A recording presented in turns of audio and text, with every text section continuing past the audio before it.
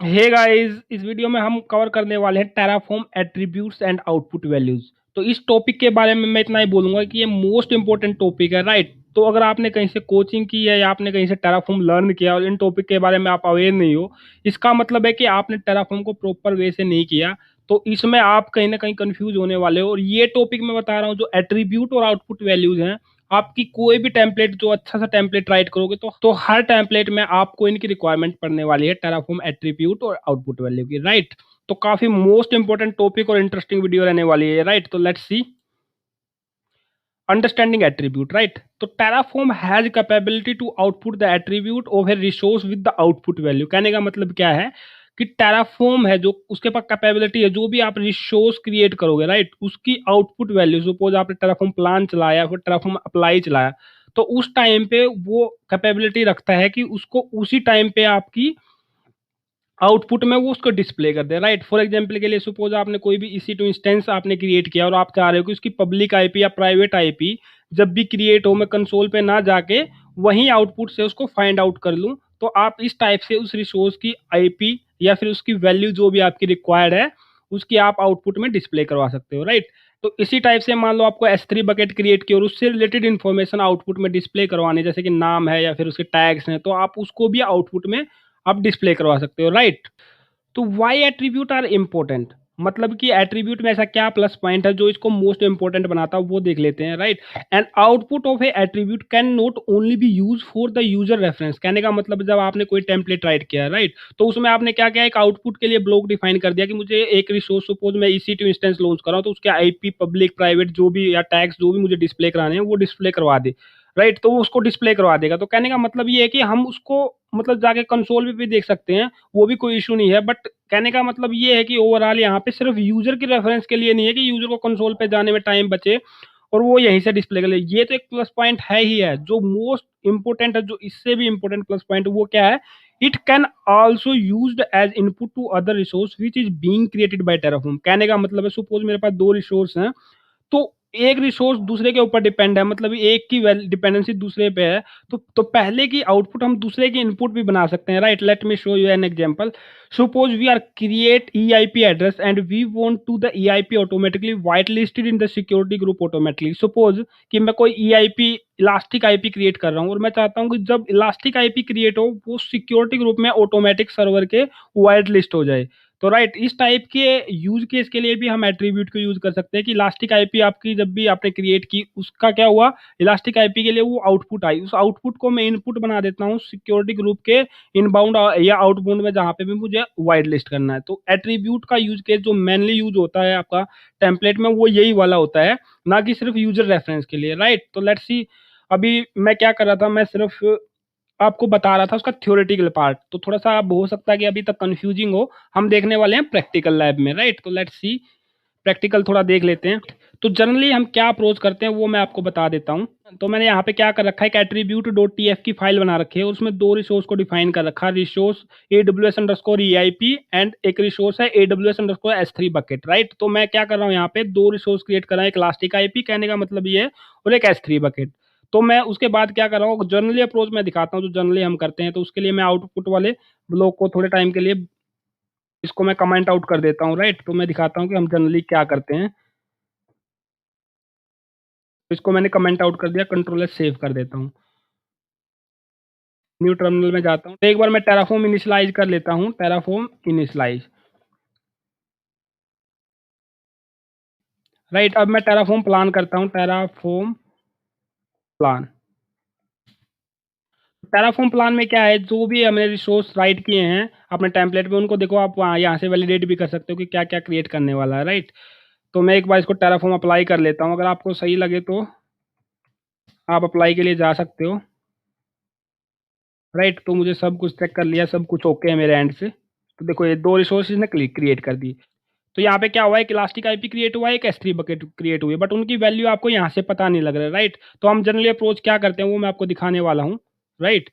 तो मैं आ गया हूँ अपने AWS के कंसोल पे। AWS के कंसोल पे मैं इलास्टिक आईपी के ऑप्शन में जाता हूँ, elastic IP this one, right. तो इलास्टिक आईपी में एक इलास्टिक आईपी अपना क्रिएट हो गया, ये वाला।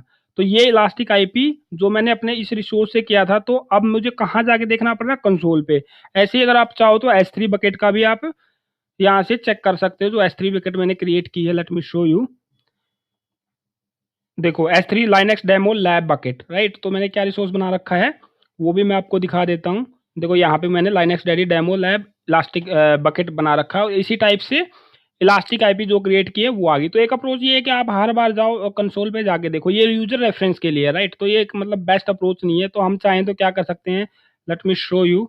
तो ये जो मैंने आउटपुट का यहाँ पे वैल्यू डिफाइन की है, या फिर यू कैन से कि ब्लॉक डिफाइन किया, मैं इसको अनकमेंट कर रहा हूँ, उसके बाद मैं दिखा रहा हूँ कि क्या डिफरेंस आने वाला। Control S, let me again Terraform apply, Terraform apply. तो क्या होने वाला है अब देखो।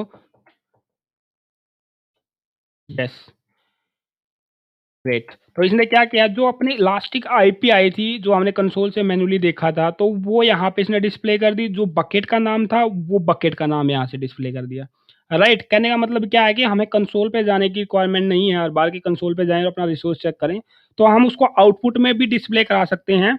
ये यूज केस किसके लिए था, ये यूज केस था यूजर रेफरेंस के लिए, कि मुझे भाई कंसोल पे नहीं जाना, हर बार मुझे जो भी रिसोर्स क्रिएट हो वो आउटपुट में यहाँ पे ही वो मुझे शो अप हो जाए, राइट। तो अगर आपको आउटपुट डिफाइन करनी है आपकी कंसोल पे या फिर अप्लाई करो जहाँ से भी, तो उस टाइम पे तो रनिंग टाइम के लिए आपको ये अप्रोच आपको फॉलो करनी ही पड़ेगी, अदरवाइज आपको कंसोल पे जाना पड़ेगा, राइट। तो यूजर रेफरेंस के अलावा हम दूसरा यूज केस भी देखने वाले हैं, राइट। बट उससे पहले मैं आपको थोड़ा सा और डीप में समझाने की कोशिश करता हूँ कि एट्रीब्यूट और आउटपुट वैल्यू क्या होती है, ताकि काफी अच्छे से अंडरस्टैंडिंग बन जाए आपकी, राइट। तो मैं यहाँ पे अपने रिसोर्स को कैसे आइडेंटिफाई कर रहा हूँ, मान लो कि मैं EIP क्रिएट कर रहा हूँ लाइन नंबर 6 में, राइट। तो यहाँ पे कैसे आइडेंटिफाई कर रहा हूँ, EIP, correct, EIP dot LB।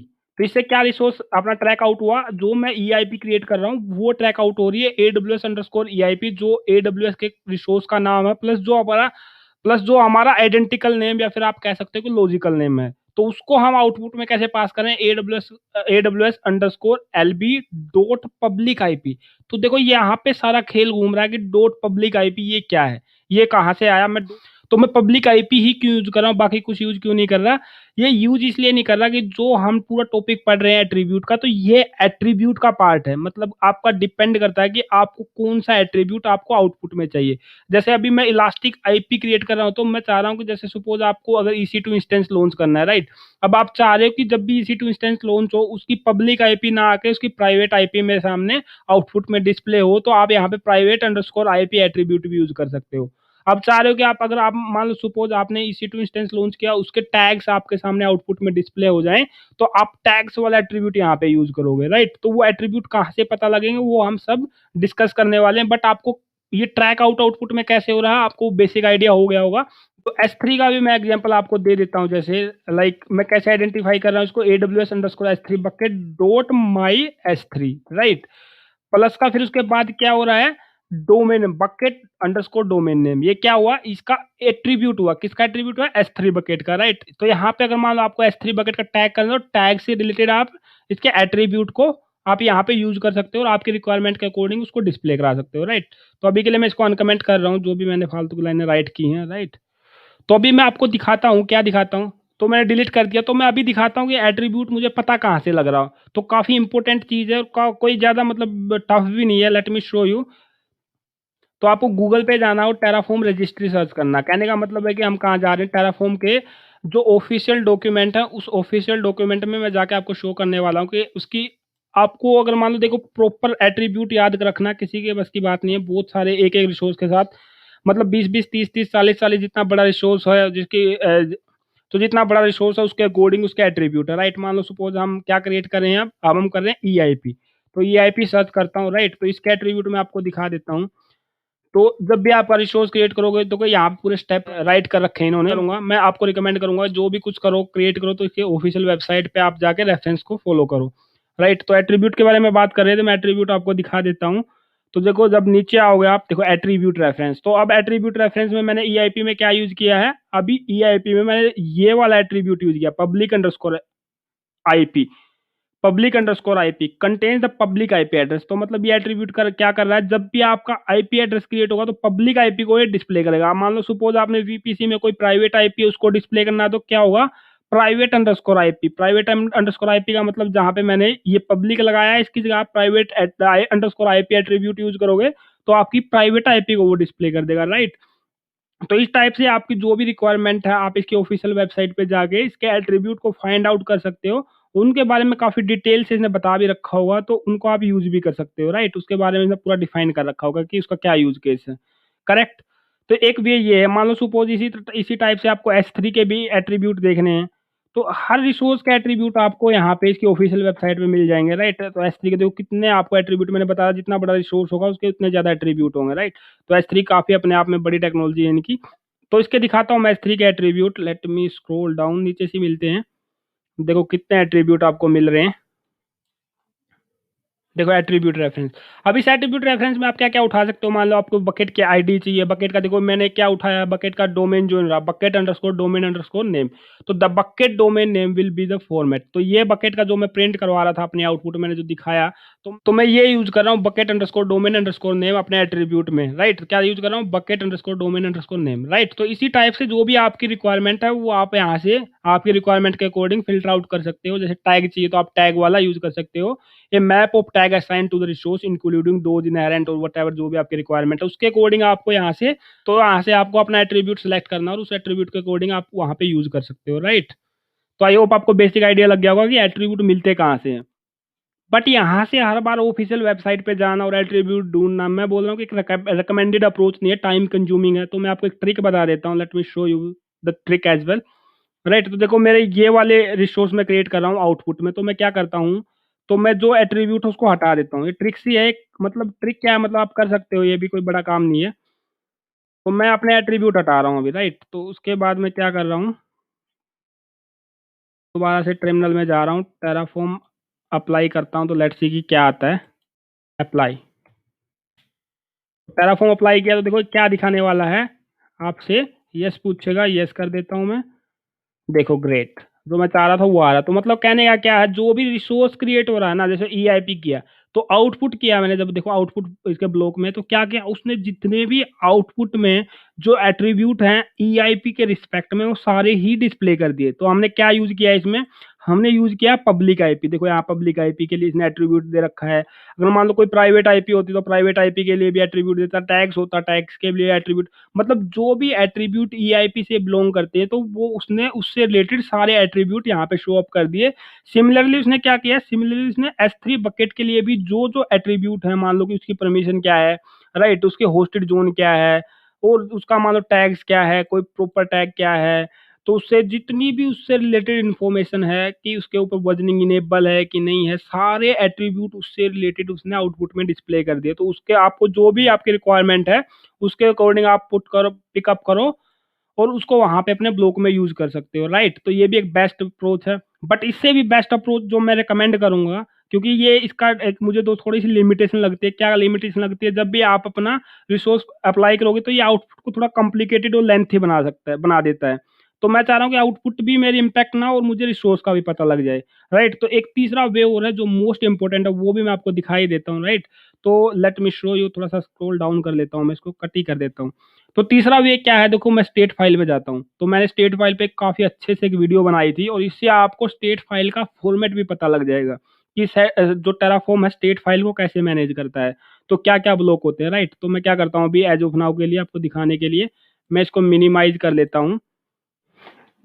देखो ये मिनिमाइज हो गया मेरा। तो स्टेट फाइल समझने में कहाँ आसानी होगी, तो समय स्टेट फाइल समझने में आसानी यहाँ पे होगी। देखो जैसे मैं आउटपुट को अभी थोड़ा सा और मिनिमाइज कर लेता हूँ, तो स्टेट फाइल कैसे अपनी मैनेज करती है, अलग अलग ब्लॉक वाइज वो मैनेज करती है। देखो आपको जैसे आउटपुट से रिलेटेड जितनी भी इन्फॉर्मेशन होगी वो तो आउटपुट ब्लॉक के अंडर आएंगे, राइट। रिसोर्स जो भी क्रिएट किया आपको उससे रिलेटेड इन्फॉर्मेशन होंगे वो कहाँ आएंगे, रिसोर्स ब्लॉक के अंदर आएगी।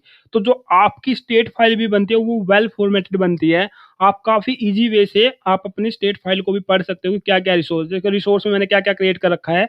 तो यहाँ पे देखो एक S3 बकेट बता रहा है कि S3 बकेट क्रिएट है, कहीं ना कहीं आप ढूंढोगे तो आपको आपका EIP भी मिल जाएगा, राइट। तो ये इसने EIP और S3 का रिसोर्स क्रिएट करके यहाँ पे एग्जाम्पल शो कर रखा है स्टेट फाइल में, राइट। तो ये था अपना रिसोर्स के बारे में। इसी टाइप से हमारा जो आज का वीडियो वो है आउटपुट पे, तो उस पर फोकस करते हैं। तो आपको बेसिक आइडिया ये भी लग गया होगा कैसे फॉर्मेट होती है, मतलब अलग ब्लॉक वाइज आउटपुट अलग से होती है, आपकी रिसोर्स अलग से होती है और बाकी ब्लॉक भी ऐसे ही डिफाइन होते हैं, राइट। तो देखो यहाँ पे आउटपुट में भी आप EIP से रिलेटेड जितने भी आप क्या देखोगे, अपने जितने भी एट्रीब्यूट देखोगे तो वो शो कर देगा। Let me maximise it. देखो यहाँ पे ये इसके सारे एट्रीब्यूट है, public underscore IP, public DNS, network, private DNS, जो भी इससे रिलेटेड एट्रीब्यूट है ईआईपी से, वो सारे के सारे यहाँ पे भी आपको शो ऑफ कर रहा है। तो अब आपकी रिक्वायरमेंट पे, आपके कंफर्ट पे डिपेंड करता है। ऐसे ही S3 के आपको मिल जाएंगे, यहाँ पे S3 के अंडर जाओगे, राइट। तो अब आपके क्या बोल रहा था मैं, आपके कंफर्ट पे, आपकी रिक्वायरमेंट पे, और आपको इजी कौन सा वे लगता है उसके ऊपर डिपेंड करता है कि आप AWS के ऑफिशियल डॉक्यूमेंट पे जाते हो, कि उसकी आउटपुट में रीड करते हो, कि उसकी स्टेट फाइल में रीड करते हो, राइट। ये आपकी डिपेंड करता है रिक्वायरमेंट पे, करेक्ट। तो इस वीडियो में आपको आई होप बेसिक आइडिया लग गया होगा कि जो एट्रीब्यूट हैं, जो अपनी आउटपुट वैल्यू हैं, मैंने आपको शो किया, तो प्रॉपर वे से आपको समझ में आ गई होगी कि कैसे, किसको, कहाँ पे यूज करते हैं, उसका क्या यूज केस है, कैसे उसको हम डिस्प्ले करा सकते हैं, राइट। तो इस वीडियो में इतना ही, मिलते हैं नेक्स्ट वीडियो में। Thank you for watching.